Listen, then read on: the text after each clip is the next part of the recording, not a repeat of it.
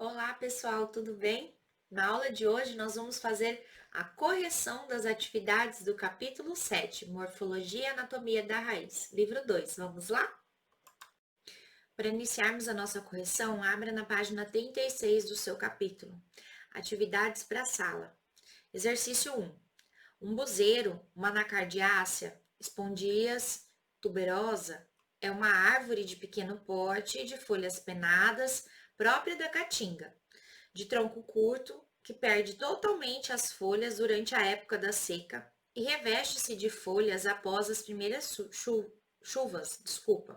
Suas raízes possuem uma estrutura túbera ou batata, que é constituída de tecido lacunoso, que armazena água, mucilagem, glicose, tanino, amido, ácidos, entre outras, garantindo sua sobrevivência por meio de tantos períodos secos e que produz frutos comestíveis em bus muito apreciáveis.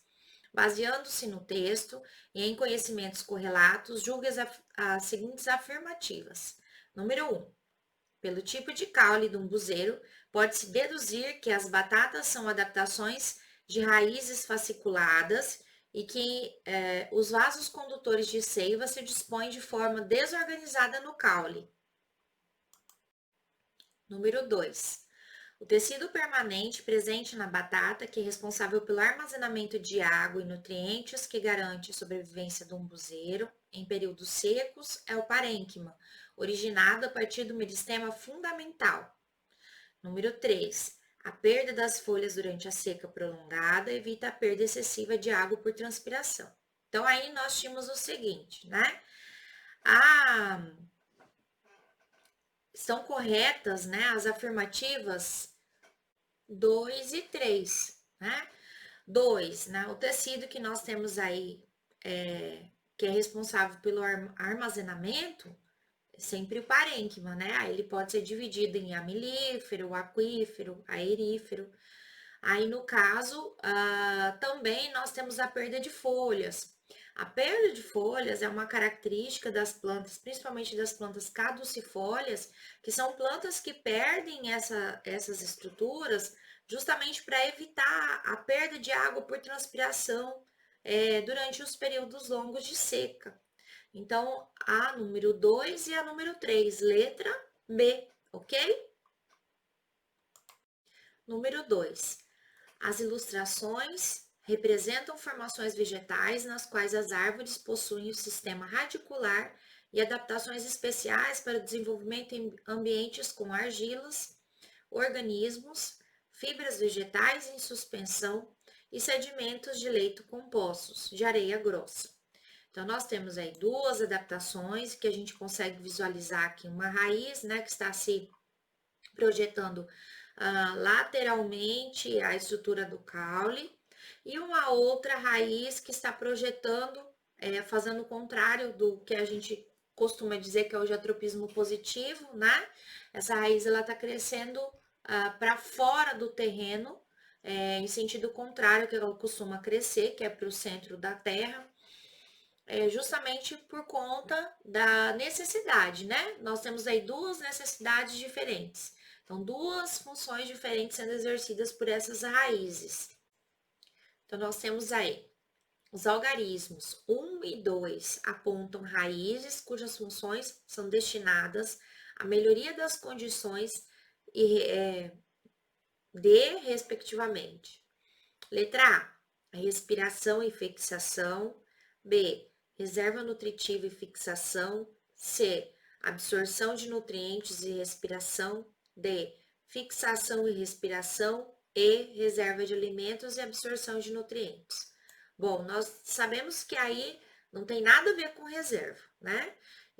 Isso porque nós temos terrenos diferentes, provavelmente o terreno de um é um terreno alagadiço, que é pouco estável, né? É um terreno instável, então por isso a planta precisa desenvolver essa estratégia como se fosse uma estrutura de escora, né? E no segundo terreno aí, na segunda imagem, nós temos um terreno também extremamente encharcado, só que dessa vez o excesso de água ele inibe a respiração pela raiz, né? Então a planta necessita projetar essa raiz para fora, justamente para que ela faça essa troca gasosa. Então aí na número 2, nós temos como opção que nós poderíamos ter marcado somente a letra D, né? Que é a que vocês têm aí, né? Letra D, fixação e respiração. A melhor fixação do vegetal, por conta dessas projeções laterais, né? Isso faz com que o vegetal ele permaneça ereto, ele não tombe nessa situação desse terreno que não é estável. E no 2, a respiração ela está sendo prejudicada, uma vez que o terreno está encharcado de água, ok? Vamos para número 3. Número 3.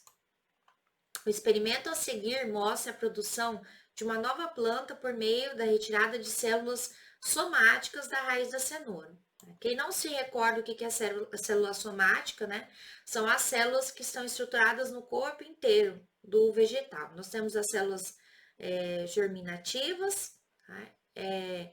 As células no nosso corpo, por exemplo, se nós formos fazer uma comparação, as somáticas, desde o fio do cabelo até a ponta do pé. E as células dos gametas, elas têm uma redução do número de cromossomos, né? Por conta do processo da meiose. Então, aqui nós temos células somáticas do corpo da cenoura. Com base no experimento, julga as afirmativas em V para verdadeiro e F para falso, desculpa. Nós temos lá uma legendinha, né, com um procedimento que foi realizado, o cultivo dentro de um tubo de ensaio, né, que as células vão sofrer diferenciação e vão se reproduzir dentro desse tubo. Então, a primeira, a célula diferenciada da raiz de cenoura contém o genoma inteiro da cenoura. A célula diferenciada da raiz da cenoura vai conter o genoma inteiro? Sim, né? Isso porque ela é uma célula somática, né?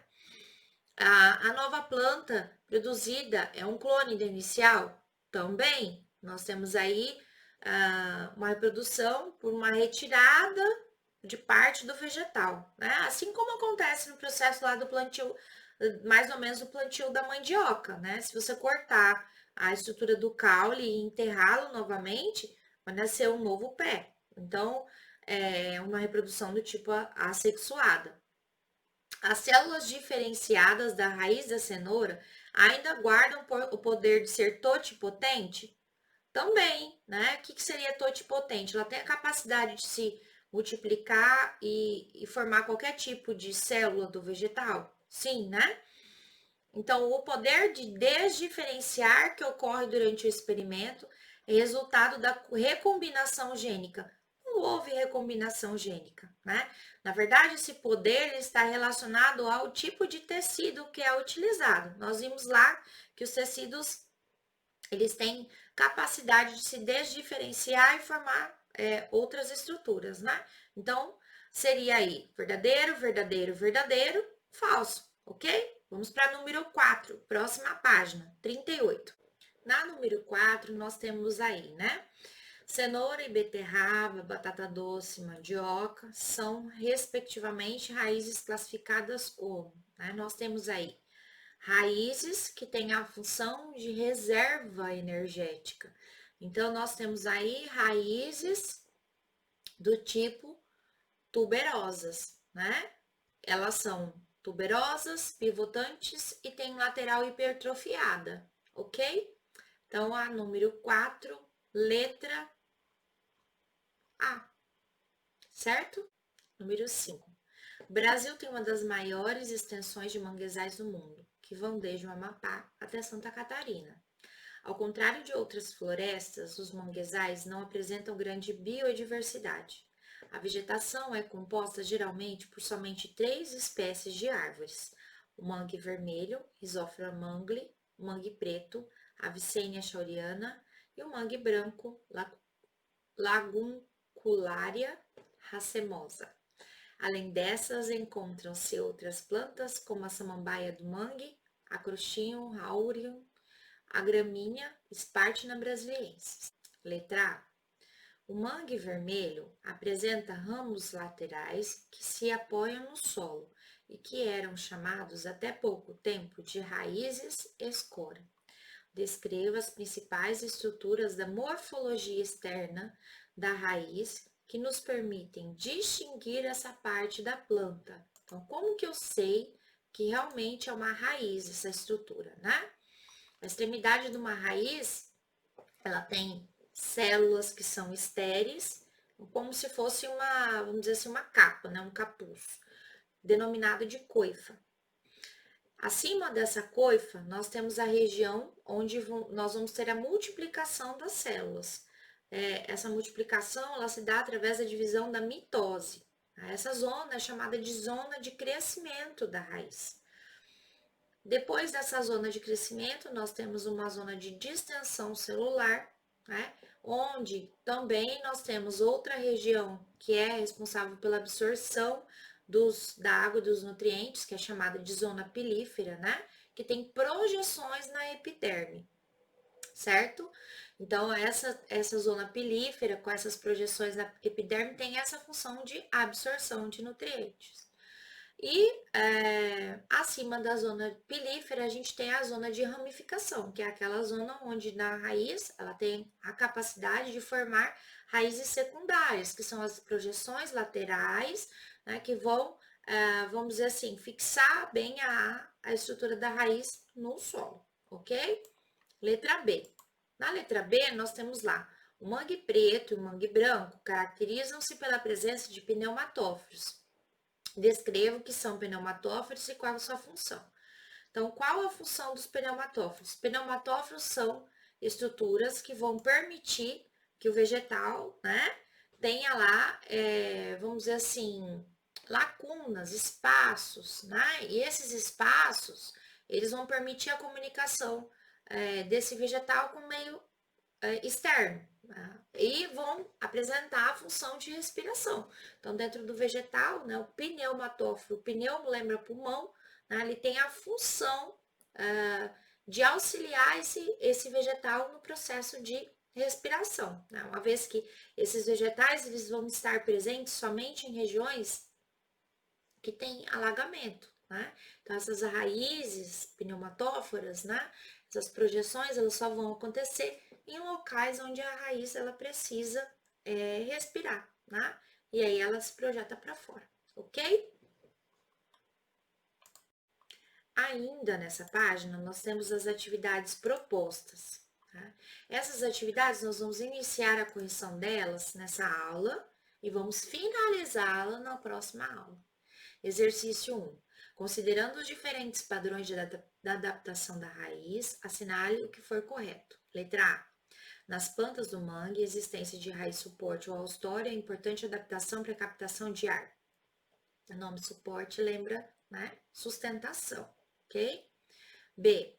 Pneumatóforos encontrados em plantas aquáticas submersas são uma adaptação relevante para a absorção seletiva de nutrientes minerais dissolvidos em ambiente aquoso. Preciso lembrar lá o que é um pneumatóforo, aquela raiz que se projeta para fora do solo, certo? C. Raízes tabulares são observadas em plantas de pequeno porte, sendo importantes para a fixação e absorção da água somente. Elas só fazem isso. Cuidado com as palavras, né? Somente, exceto. Letra D. Plantas parasitas possuem adaptações chamadas de haustórios que atuam na captação de nutrientes presentes nas plantas hospedeiras. Letra E. Raiz cintura ou haustória observada em plantas que habitam mangues e zonas costeiras. Né? Então, aí, na nossa número 1, nós tínhamos como mais correta a letra D. Né? As plantas parasitas têm adaptações chamadas de haustórios, são aquelas adaptações que vão sugar os nutrientes, né, presentes dentro do caule, né, a seiva, vamos dizer assim, e vão, de alguma forma, elas vão acabar retirando esses nutrientes, né, e se permanecerem um pouco mais verdes, vamos dizer assim, em relação às plantas que elas estão parasitando. Então, essa é uma grande diferença que a gente observa, inclusive, com relação às epífitas, que são aquelas plantas que só têm a raiz aérea. A raiz, ela não vai acabar, a planta vai acabar não prejudicando em si a outra planta que está sendo usada como um suporte para seu crescimento. Bom, nós estamos finalizando a nossa primeira aula por aqui. Na próxima aula, nós vamos continuar as correções a partir da número 2 das atividades propostas. Espero que vocês estejam corrigindo e que estejam tirando as dúvidas. Um beijão e até mais!